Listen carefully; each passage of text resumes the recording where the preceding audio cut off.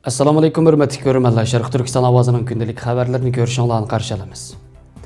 Indoneziyadagi 3 nafar Uyg'urning bir qancha kun avval Xitoyga o'tkazib berilganligi ilgari surilmoqda. Sharq Turkistondagi Xitoy virusining manbasi vaksina siniqi deb gumon qilinmoqda. Sharq Turkiston yurtlar birligi savdo tijorat fasllik xulosasini ochdi. Turkiyaning Izmir shahridagi yer tebrashda qazo qilganlarning soni 86 ga yetdi. Farzand tarbiyasi haqida tuvanda dehqonlar xabarlarimizning tafsiliy mazmunlarida bo'lsin.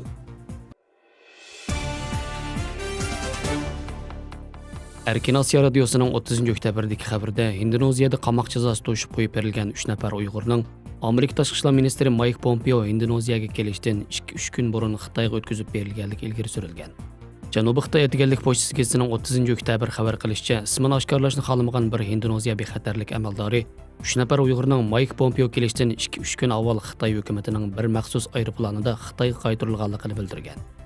Amerika tashqi ishlar ministri Mike Pompeo Indoneziya ziyaratidan 29 oktyabr Musulmonlar tashkilotining yoshlarga nutq so'zlab, dinsiz Xitoy kompartiyasi Uyg'urlarni qabih bostirishni terrorlikqa qarshi turish yoki namratlarni yo'lash xizmatining zarur sharti deb dunyoni ishontirishga urinib keldi. Biz bilimizki, musulmonlarni Ramazon oyida cho'shqa go'sht yeyishga majburlash, musulmonlarning mozorliqini cheqib tuzlab etish hargiz terrorlikqa qarshi turish emas. Shundaqla musulmonlarni yurikiga qo'lini selib beqishga, paketlarga qarashga, qirg'inchilikdan amon qolganlar va ularning oilasidagilarning kashmishini anglab beqishga, Xitoyning Uyg'urlarni bostirishiga qarshi haq maydonda turishga chaqirgan. Lekin Janubiy Xitoy etganlik pochtasining ta'kidlashicha, Indoneziya bexatarlik amaldori Xitoy bilan Turkiyadan bu uchaylarning o'z fuqarolari ekanligini isbotlashni talab qilgan.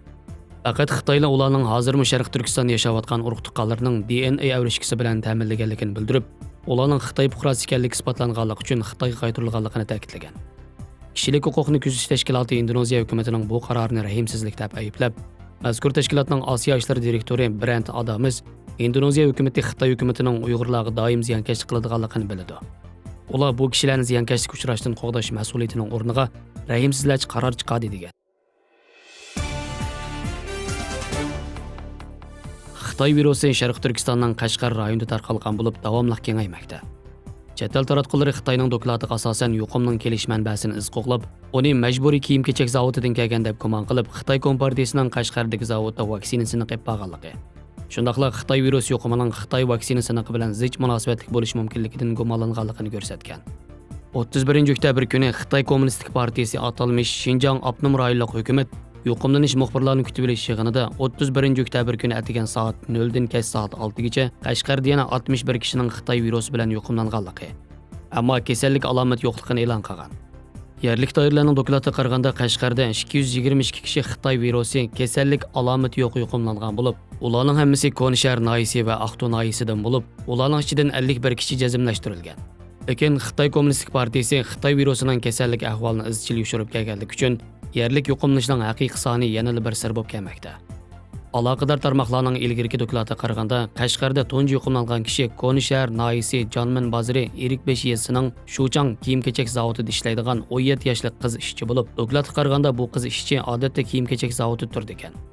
Oyda faqat 1 yoki 2 qatim uyga qaytadi ekan. Ota-onasi opirib keladi ekan. Seishin To'rning maxsus doklatida Konishar noyisi Shuchang kiyim-kechak zavodida Jonmin Bozirdan 300 dan ortiq kent aholisi ishlaydi ekan. Ularning ko'pinchisi Uyg'ur ayollar bo'lib, kishi beshiga to'g'ri keladigan xizmat rayoni 2 metrga yetmaydi ekan. Bu kiyim-kechak zavodi 2018-yili Xitoy kompartiyasi tomonidan atalmish namratlikdan qutulish nomida qurilgan. Ba'zi kishilik huquq qo'g'duvchilar va tadqiqotchilar Sharq Turkistonning atalmish namratlikdan qutuldirish faoliyatini Sharq Turkistondagi musulmon millatlarning majburiy emgak plani deb qaradi. Germaniyalik Sharq Turkiston masalalar mutaxassisi Adrian Zeniz oshkorlangan hujjatlar va rasmiy bayonlarni tahlil qilish orqali bu xil sanoat namratlikni tugatishning ixtiyoriy emasligi, atalmish namratlikni pasaytishni rad qilganlarning mengisini yuvish tarbiyasini qabul qilishga majburlanganligini o'ttirib qo'yib, ularning tafakkurini Xitoyning nishoni bilan har vaqt moslashtirish degan. Avstraliya strategik siyosat tadqiqot o'rni bu zavodlarda ishlatilgan ishchilarning mahbus ekanligini, Shuchang kiyim-kechak zavodining tutib turish o'rni bilan bo'lgan orliqi taxminan 6,5 kilometr keldiganligi, ishchilarning zavod yotqib turdiganligi, har 2 haftada bir qatim uyga qaytishga ruxsat qilinganligini, yepiq holatdagi bu zavodga Xitoy virusining nadin kelganligini, Xitoy kompartiyasining Uyg'urlarni qayta tarbiyalash lageri yoki majburiy zavodda yuqum vaksinasini qilib berayotgan deb oshkorlagan. Sharq Turkistonliklar birligi savdo tijorat bo'limi fasllik xulosa yig'ini ochdi. Yig'in 1 noyabr Istanbul Selim Pashadagi o'quv Uyg'ur maktabida Sharq Turkistonliklar yurtlar birligi bosh kotibi Mahmud Amin riyosatchiligida ochildi. Sharq Turkistonliklar yurtlar birligi 2020 yil 5 oyning 20 kuni savdo tijorat bo'limi ta'sis qilgan bo'lib, buningga 55 tijoratchi 550 ming lira mablag' selib 6 oyning 20 kuni ish boshlagan. Bir mavsumlik savdo-setiq tijorat balansida 50 ming lira foydaga erishib, davomli kengaytirishga qarab manganligini ta'kidlagan yurtlar birlik savdo tijorat bo'limining raisi Qurbon Hoji, keyingi fasllarda texmi yaxshi foydaga erishtirish uchun tirishadiganligini qayd qilib o'tdi. Yig'in ijroiya hay'ati raisi Habibulloh Kusani afandimning nutqi bilan yapildi.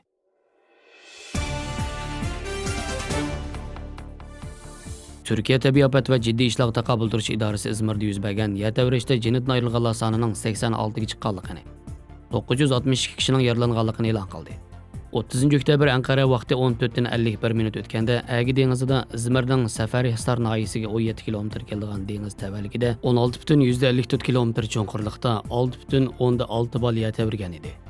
Egilinishcha dastlabki tekshirishda 20 ga yaqin bino o'rilib tushib, ko'p sondagi binolar og'ir ziyonga uchragan. Xaroblikning ostida qolganlarni izlash qutqizish ishlari yana jiddiy davomlashmoqda. Cumhurbaşkanı Recep Tayyip Erdoğan o'zining rahbarligidagi Adolat va taraqqiyot partiyasining Van viloyatlik Atatürk shahridan tarbiya zalida o'tkazilgan 7-navbatlik favqulodda yig'inda Izmirda yuz bergan yer tavrash ofati to'g'riliq to'xtalganda, yer tavrash yuz bergandan keyin ministrlarimiz, parlament a'zolarimiz, barliq davlat organlarimiz, Turkiya Qizilay jamiyatimiz, Jiddiy ahvollarga taqabul turish qo'mondonlik markazimiz murni-muriga taraf ko'rash qilib, Izmirlik qarindoshlarimizning dardiga darmon bo'lishga tirishdik. Izmirdagi yer tavrash ofatida uy makonlari o'rilib tushgan fuqarolarimizga inshaalloh eng qisqa vaqt ichida yangilarini selib topshirib beramiz degan. Anadolu agentligining xabar qilishicha, cho'ng yer tavrashdan keyin 196 qatim qoldiq yer tavrash yuz bergan bo'lib, ularning 23i 4 baldan yuqori ekan. Izmir Turkiyaning 3-cho'ng shahri bo'lib, Rossiya bilan chegaralanadigan Agi dengiz bo'yiga joylashgan.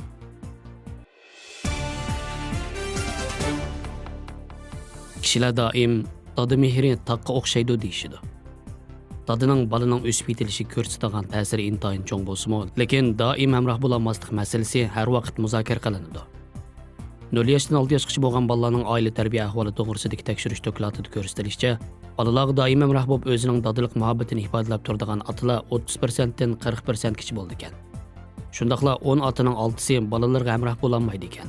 Yaqinda psixik sog'liqni saqlash jurnalida e'lon qilingan bir turlik yangi tadqiqotda bolalarning o'smirlik mazgildagi psixik sog'lomligiga dadining qatnashish masalasi tahlil qilingan.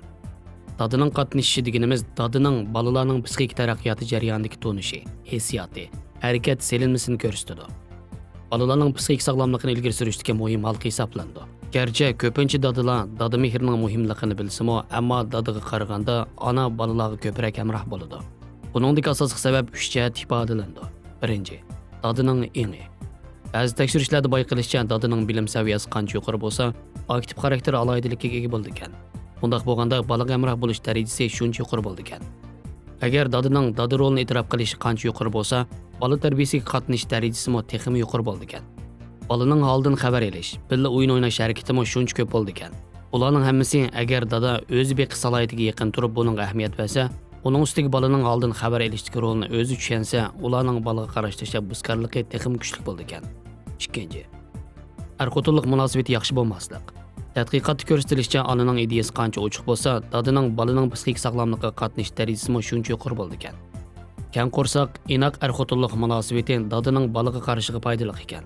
3600 oilani iz qo'g'lab ziyorat qilishdan bayqilishicha, bola 3 yosh vaqtida agar ona dadini bolani beqishga ko'proq ilhomlantirsa, bola 5 yoshga kirganda-mu dada bolani ko'proq boqadigan bo'ldi ekan. Uningdan boshqa er-xotinlik munosabati qancha yaxshi bo'lsa, dada bilan bola ko'proq birga o'ynab, munosabatimiz shuncha yaqin bo'ldi ekan. 3. Jamiyat madaniyat ta'siri. Bola beqish ideyasini selishtirganda dadalar doim nomus qilish, yoqtirmaslik shaklda bola boqadi. Ular bola beqish onaning mas'uliyati deb qaraydi. An'anaviy erlar sirtqa, ayollar uy ichiga mas'ul deydigan bu ideya dadaning bolaning psixik sog'lomligiga qatnashishiga foydasiz. Yana oilada erlar yanala oilaning iqtisodiy to'riga hisoblandi. Xizmat vaqti uzun bo'lish, ko'proq komandirovkaga chiqish, xizmat o'rni uydan yiroq bo'lish qatorliqlarning hammasi dadining bolaga hamroh bo'lishni xohlamasligiga sabab hisoblandi. Garchi nurg'un sabablar bo'lsa-mu, ammo dadining roliga sal qarashga bo'lmaydi. An'anaviy qarashlarda dada qaysarlikka, ona muloyimlikqa vakillik qiladi. Dada mehri taqqa, ona mehri suvga simvol qilindi. Ularning hammasi ma'lum darajada ota-ona muhabbatining o'xshamaydiganligini tushuntirib beradi. Onaning hissiyotchan, bexatar bo'lishi, bolaning ojizligi va sezgurligini qo'g'daydi. Lekin dadaning aql bilan xatarga tavakkul qilishi, kuch va botirlikqa vakillik qiladi. Bolaga ko'ngil bo'lishda ota-onalar ikkili taraf birlikda ko'ngil bo'lishi va kuch chiqarish kerak. Yaxshi dada bo'lishdan bolalar bolalik davrida xatarga tavakkul qilishni va yangi shaylarni sinab yiqishni yoqtirdi. Shunga dada bolaga qaysini qilsa bo'ladigan bo'lmaydiganligini ogohlantirishi, qizil siziq ingini tiklash kerak. Lekin dada ziyoda qattiq qo'l bo'lib ketmaslik kerak. Bo'lmasa bola ziyoda qo'rqinchoq bo'lib qoladi. Shundaqla bolaga ziyoda amroqlik qilmaslik kerak. Bundaq bo'lganda bola jahonni beshiga kiydi. Bolaga ketish davrida dada dal vaqtida bir taraf qilishni yoki qo'yib etishni bilish kerak. Men ota-ona degan hayvi bilan bolani bosmasligi, ular yordamga ehtiyojli bo'lganida dada tashabbuskorlik bilan bolani qo'llashi, imkon bor so'g'uq gapni qilmasligi, bola bilan yengilishni talash tortish qilishdan saqlanish kerak. Bolaga o'zining turmushini ko'proq so'zlab berishi, bolaning aktiv taraflarini ko'proq bayqishi, hissiyot, kishilik munosabat jihat yo'liqqan qiyinchiliklarni hal qilishga yordam berish kerak. Buningdan boshqa er-xotinlik munosabatini faol yaxshilab, dadaning bolaga hamroh bo'lishini ilgari surib, boshqa oilalarga ham dadaning hamroh bo'lishining muhimligini ta'kidlash kerak.